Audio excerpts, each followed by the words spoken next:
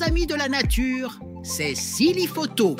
Bienvenue dans notre rubrique Flore en focale. Aujourd'hui, on plonge dans le monde déjanté de la botanique en explorant une plante qui se la coule douce et qui est aussi cool que son nom, la misère, alias le juif errant. Maintenant, parlons de l'étymologie.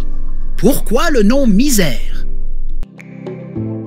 Laissez-moi vous dire que ce n'est pas parce qu'elle a une vie difficile. Au contraire, la misère tire son nom de sa capacité à prospérer sans se soucier des hauts et des bas de la vie. C'est une survivante née, une plante qui dit « je gère ». Et que dire du juif errant? Ce petit surnom est plutôt un hommage à sa nature vagabonde, à sa propension à se déplacer d'un coin à l'autre du pot comme un explorateur intrépide. Imaginez-la comme une Lara Croft végétale, à la recherche d'aventures dans le territoire inexploré de votre salon.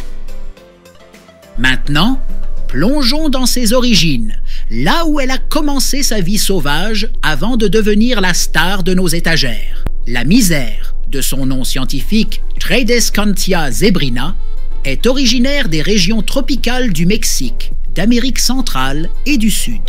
Imaginez-vous dans les jungles luxuriantes où le soleil filtre à travers la canopée et la misère se balance doucement, entourée de la symphonie des chants d'oiseaux exotiques. C'est là que notre petite aventurière a commencé son voyage. Penchons-nous brièvement sur ces détails. Ses feuilles rayées et douces au toucher sont comme des toiles d'art abstrait, peintes avec des teintes vibrantes de vert et de violet. La misère est aussi une pro du changement de couleur. Sous différentes conditions de lumière, ses feuilles peuvent passer du vert au violet.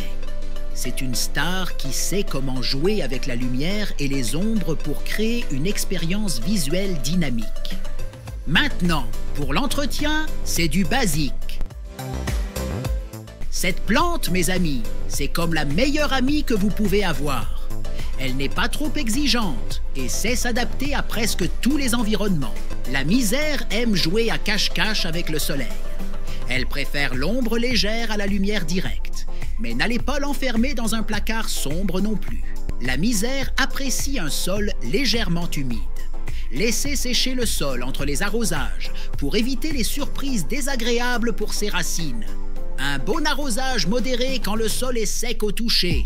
Et voilà, elle sera aux anges. En parlant de racines, elle aime avoir un peu d'espace pour étendre ses jambes. Si elle commence à montrer des signes de « je me sens à l'étroit », offrez-lui un pot plus grand. C'est comme si vous lui offriez une nouvelle garde-robe pour continuer à dévoiler ses plus belles formes. Pour le choix du terreau, la misère n'est pas du genre difficile, mais elle a ses préférences. Optez pour un terreau bien drainant, léger et riche en matière organique. Elle aime avoir les pieds dans un sol qui respire, pas dans une boue collante.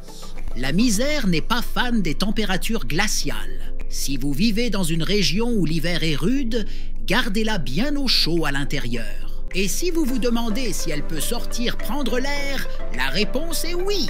En été, elle adore passer du temps à l'extérieur, mais évitez le soleil direct qui pourrait laisser des marques de bronzage pas très glamour sur ses feuilles. Ah, et le bouturage! C'est un super pouvoir de la misère. Vous pouvez créer de nouveaux bébés misères en prélevant une tige saine, retirant les feuilles du bas et la plaçant dans l'eau jusqu'à ce qu'elle développe des racines. Et voilà, c'est à peu près tout pour l'entretien. Facile, non?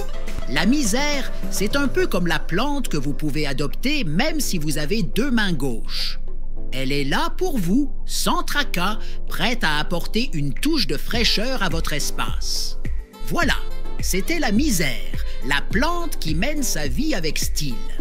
Si cette vidéo vous a plu et si vous avez des idées folles pour les prochaines vidéos, balancez tout dans les commentaires. N'oubliez pas, Dame Nature aime qu'on la prenne en photo. On se retrouve très bientôt sur Silly Photo. Ciao, ciao!